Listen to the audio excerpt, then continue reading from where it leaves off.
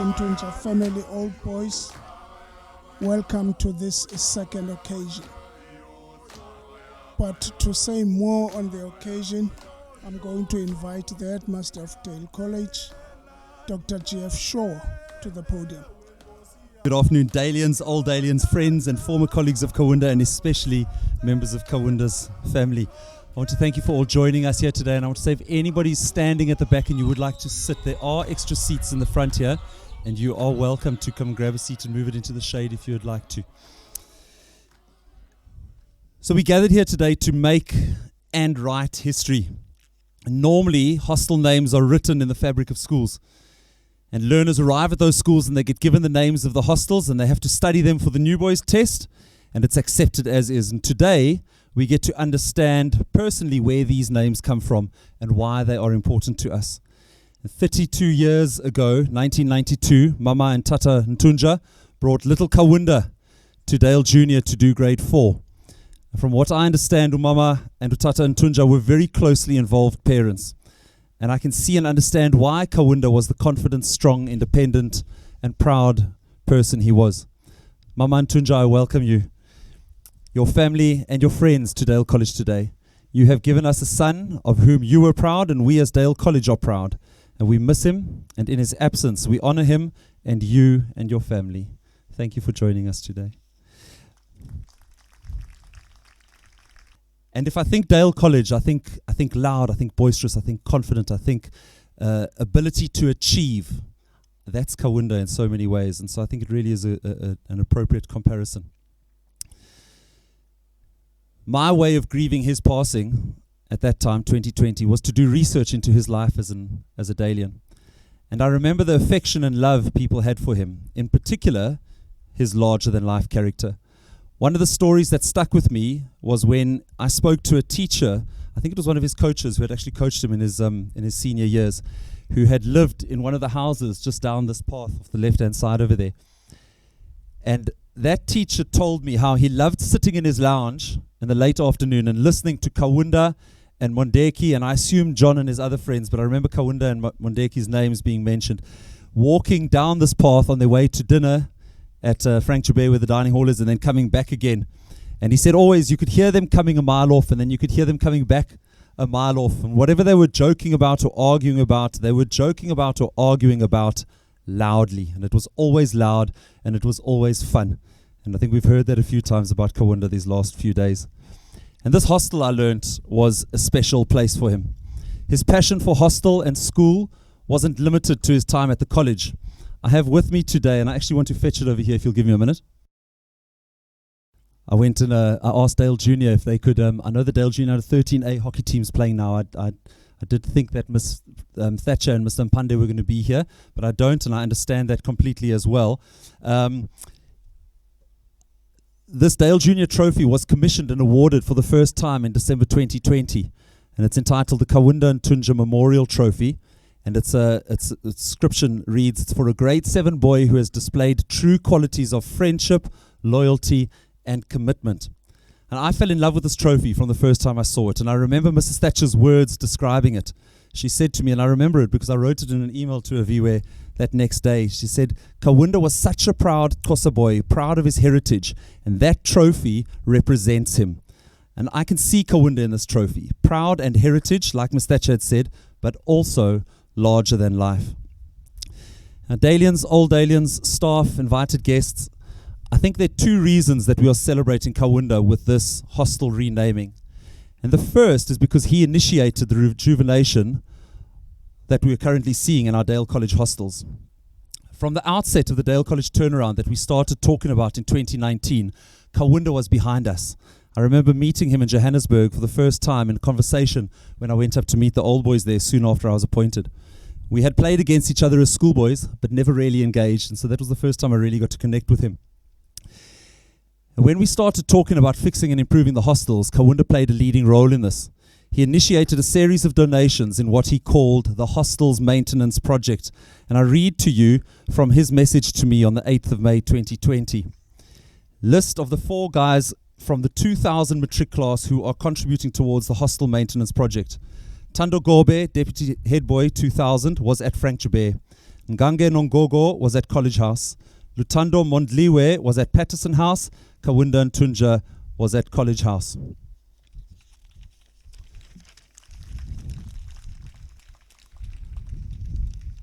Now I think we're actually missing a trick here, but it would detract from the focus today, and so we'll leave it for another day. But maybe there should be 3 more unveiling ceremonies. One for the Nganga Nongogo Dorm, one for the Lutando Mondliwe Dorm, and one for the Tando Gobe Dorm, all in Kaunda Ntunja House. And I think I'm setting something in motion over there. I will say this, there is one more place for one more old alien to get involved. But the more important reason, and indeed the above reason, really talks to his leadership and character, which is the main reason. And when asking permission from Msaviwa Ntunja and Kaunda's family, I explained our request as follows, and I read a section of it for you. It says, Kaunda is remembered as a pioneer, a leader, a sports star, and an artist. He was a role model to many and a much-loved member of the Dale College community. And we believe that Kaunda's legacy should continue to inspire future generations of learners who pass through the college.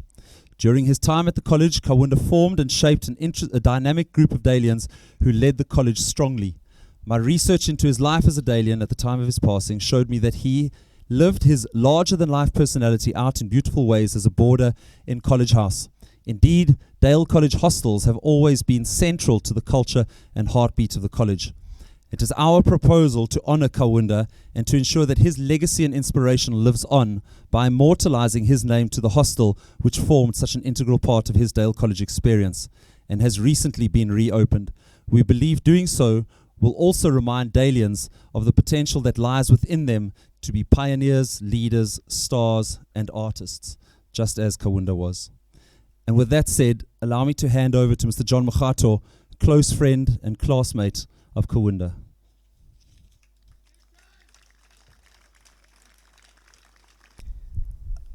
Good afternoon to everyone here, teachers, old aliens, and family. So how do you condense like 25 years or so? You really can't, so I'll be as brief as possible. I want to start at the end of Kaunda's rugby career. That was about in 2008. Kaunda was asked by the Eugene Elof to come and join the Lions. Kaunda got an early injury, and he knew that at that point he wasn't going to play rugby further than 2008. Frustrated, he would come and visit me at multi-choice, and he'll tell me his frustrations, but also his dreams. And his dream was that he wanted to mix his creativity and his sports into one and build a career out of that. That's when he pushed boundaries to try and get into commentary at SuperSport. But it didn't quite work out in the English commentary because they said he was too animated, which is, funny enough, one of his greatest attributes. That closed the door to English commentary, but he still pursued and knocked the door down to try and get into Xhosa commentary. And as we know, the rest is history, where him and Tabane Sir Jack, somewhere around here, were the faces of Xhosa commentary for the longest time. And what Kaunda did from there onwards, he didn't stop. He actually pushed more because he wanted to see more faces and more people involved in the Xhosa commentary. And as we know, the Xhosa commentary team grew, and some of them are here today, and that's who he was. Just quickly. So, at that point, where Kaunda started the Xhosa commentary, he also got a job at a company called C Squared. It was a creative company where they did sports promos. You'll understand there was one promotion, sports promo on SuperSport that he did that was to elevate Xhosa commentary. And that was I used to live with Kaunda. So he comes to me one day with a script about how he's going to commentate throughout the day of someone doing ordinary things. And that was born the 5 adverts of the closer commentary, one of which won an award. And I think that Aviwe should actually go back to Betway and get some royalties, because they've copied exactly what Kaunda's concept was, and they repeated it on air as it is today. At the time, Kaunda also created a magazine show called Vula. You guys probably know Paga because Vula was then canned. It was canned very strangely because that magazine show had the highest rating and the highest number of viewers, more than the other magazine shows. I think Dogs and Chops and the other, I think it was Boots and All or something. But what did Kaunda do at that point? He decided no, he's going to go find his own sponsorship. And through another Dalian, one of our friends, Uleda Conchona, he decided to come to the party and sponsor that show, which was rebranded to what you know to today as Upaga. And who can forget the inserts that Kaunda did on his show to put Dale on the map, where the whole show was focused on showcasing Dale College and the culture and the ethos of the school. That's how much he also loved the school. But where did this all start? As the headmaster said, Kaunda got to Dale in 1992, where I think between 92 and 94, most of us met at D.V. Taylor House. When we got to grade 7, we all wanted to come to College House. Well, most of us wanted to come to College House. There were some that wanted to go to Presby, and I don't know why. They are now traumatized today, sitting somewhere there. I remember that he was playing rugby. I think he'd been under 10As up until under 13As, and the rugby thing was kind of almost set in stone. But I remember at this hostel there was a head boy called Kayambanga, who wrote. It was time for inter-house plays, and he wrote this play called Julius Madiba. And at the time, every new boy had to come in and audition for those plays. So we all went, and our audition was at the swimming pool change rooms. That was a very, very dodgy place. And Kaunda got the leading role of playing Julius Madiba. It was a play on Julius Caesar, but we put it in. They put it into modern times. One of the greatest schoolboy plays I've ever seen. But it didn't stop from there. Kaunda was very involved in drama and wrote many many inter-house plays that actually won. And the capstone of that was a play that he wrote. I think we were in matric, called Macbeth. And Macbeth was a play on Macbeth. It was a story of Macbeth, but also combining what he was affectionately known as Ubev. So the name of the show was Macbeth. Also won the inter-house the inter-house place. And then College House was doing almost like what a Red Bull is doing right now to Formula One.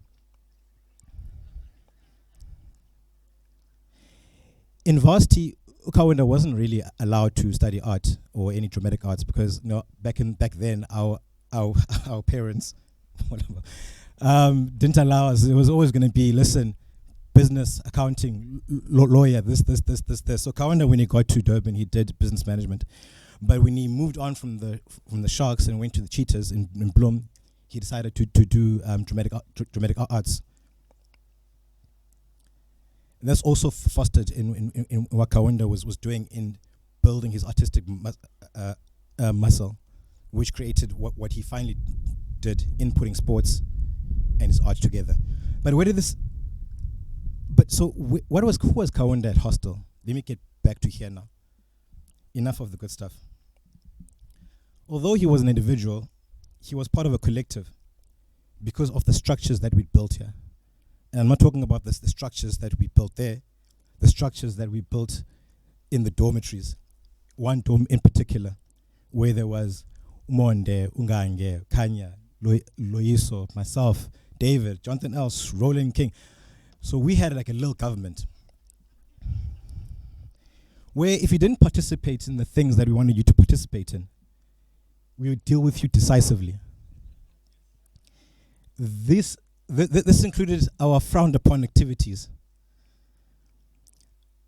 So, if, for instance, if we were going out to go for a midnight dip, which you weren't allowed to go for, and you decided not to come, we decide in the tribunal whether or not you deserve a hail of pillows when you come back. Pillows sound soft, but trust me, those pillow fights were hectic.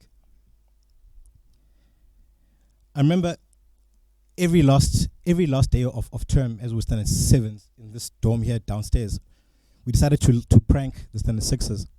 So at about 2 a.m., we decided that we would get dressed in our blazers, but inside out, so they all look black, and we all wore our bashes, so they would all look the same.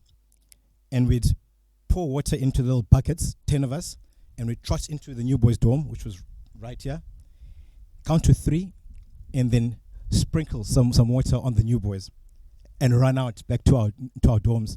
And then in the morning, when it was time for inspection, you'd see 10 wet mattresses lined up there, and the new boys didn't know what happened, and they couldn't identify anyone because what? The basher crew was all dressed in black blazers, and no one could say who was who. I think the principal also mentioned that we were the noisiest bunch. The real noisiest bunch. And Kaunda and Monde and Gange led that crew all the way, arguing and arguing and arguing all the time. And the arguments did not stop because back then there was no Google to end an argument. You'd fight and fight and fight and fight and fight, and the voices were loud and loud and loud. One day, I think there was a teacher called Mr. Butchwiggett who came in. We were in the 9 dorm. Who came in? Blokes, I can hear you from far away. You, Kaunda, screaming to love us.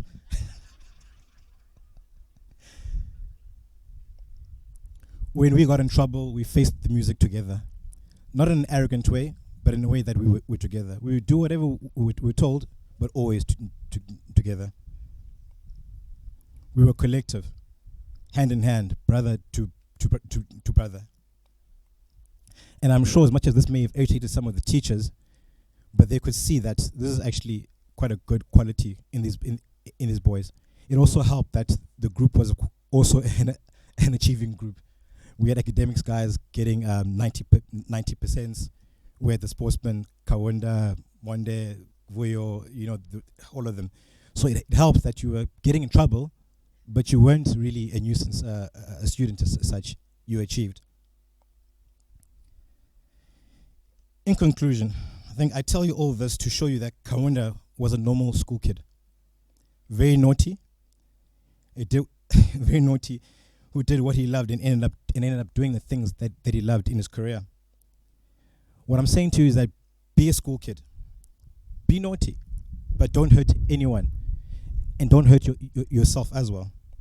Be an individual, but also be part of a string of collectives.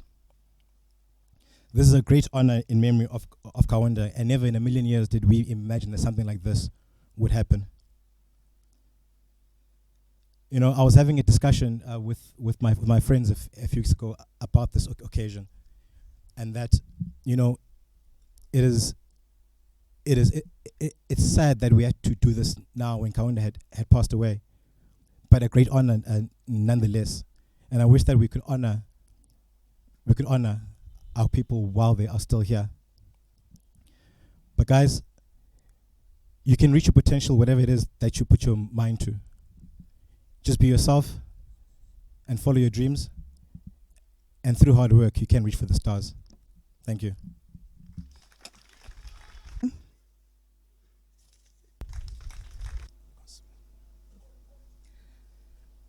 Good afternoon, ladies and gentlemen.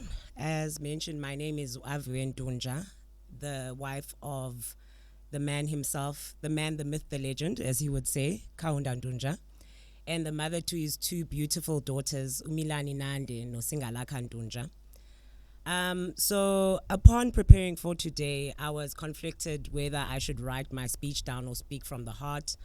And it was pros and cons on either side, because if I speak from the heart, I may be here well longer than the 10 minutes that Dr. Garth allocated to me. But if I write my speech, I may be, restricted, because I would be limited to this piece of paper.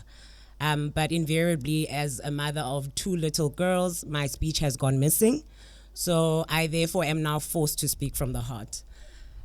Before I proceed, I just want to honor and mention a very special person who is not here with us today, but who I know would have been gleaming with pride if you were here. And that is Utata, Mr. Mr. Ntunja Senior, not Mr. Kaunda, Mr. Ntunja Senior. Kaunda's dad celebrated his children's milestone in a way that is so admirable as a parent. I know that if he were alive, we would have been getting calls every single day, possibly 4 times a day, saying, "Hey, Kaunda Mfondini, uthi benza ne-deal kanye kanye." And you know, he was that kind of person who made sure that we know that he recognizes the strides and the milestones that are achieved from day to day. So in his absence, I'd like to honor him and mention him. I'd also like, before I begin, to thank our friends and family who are here today, traveling from far and wide, my husband's colleagues, his former teammates, Dr. Garth Shaw, and the entire Dale community at large, and most importantly, to thank the young men seated here to honor this ceremony. I think my main address is going to be directed to them, and I do suspect that John might have stolen my speech because he used some of my notes, but I will try by all means to summarize a few things. A few of you are not aware, and I heard that there were revelations being mentioned here about what happened 14 years ago. May 2011 reunion weekend. My husband was here while we were still boyfriend and girlfriend, and he had been attending reunion, and on that very Friday, which is 2011 on this day, we came, we watched the rugby, and we went on to Tango Ngogane's house, where he was hosting a braai, and he had invited my husband to stay for the weekend. While we were there on this very day in 2011, my husband looked over to me, and in our deep conversations, he stared at me and he said, "Mfondini, ndiyakhala ukutshata Manuel." So uthi masenze kanjani, you know, only as Kaunda would, and that, ladies and gentlemen, marked my very unromantic proposal. And the rest, as they say, is history. My husband and I spent 10 amazing years together, almost every waking day together. And never in my wildest dreams would I imagine myself having to stand over his casket at the age of 31 while 8 months pregnant. That period was marked with great pain and anguish and uncertainty. However, something in me gained great comfort in knowing that Kaunda lived a full life, and Kaunda passed having emptied everything of himself into his work, into his family, into his friends. When people hear people speak of Kaunda, you'd probably think that we're referring to a 50-something-year-old or a 60-year-old or an 80-year-old, purely by the works that he performed while he was alive. My husband fulfilled his greatest purpose in this life, and as painful as it is that we had to say goodbye to him, today we can stand here and celebrate a life that was well lived, a life of a man who fulfilled his purpose, a life of a man who created great impact. As John had mentioned, when Usa Jack and my husband started Xhosa commentary, it was a completely unknown concept at SuperSport. They groomed that brand from its infancy. They took care whether or not anyone was listening. They took care to ensure that they entrench isiXhosa in the rugby community at SuperSport. And that investment yielded great results. The likes of Lucia Kolisi, when he was constantly being shoved to the side and not being picked. And let me be very clear, I know nothing about rugby, so I may use the wrong terms, but I think he was benched. I think that might be the term. When he was constantly not getting his play time, Usa Jack and my husband made sure that when that young man was on the field, they make the biggest noise possible to highlight the performance that he was putting out. My husband understood to use his platform for the greater good. And today, standing here in front of Kaunda Ntunja House, I am thankful that there are people who recognize exactly what he had intended to achieve. To see young men, black men who are less recognized on the field, flourishing in the rugby community, and to see anyone, irrespective of whether it's rugby or not, people getting what is due to them and getting the recognition that is due to them for the impact they cause. So with that, ladies and gentlemen, I would like to thank the organizers of this event. I would like to thank those who even considered this concept. I consider myself part of the Dale family. The people who actually even got me to cross paths with that man are actually here today. The likes of Monde Zondeki invited me and my friends to a braai kanti ndizotwa Jeb Mfan. The likes of Lutando Mondliwa, who doesn't know that our very first date was on his couch watching MTV Base. The likes of Sir Lloyd, who rocked up at my office on the very first birthday that I celebrated while with Kaunda, carrying a bunch of roses and a cake. And he walked up to me with the biggest smile, Sir Lloyd, and was like, "Madame." I will never forget that day. So many people played a hand in the life that me and my husband enjoyed. We formed many friendships and bonds, and the school was an instrumental part of who Kaunda became.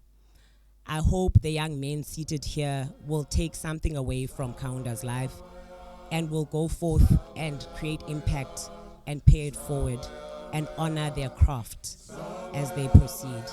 I thank you, God.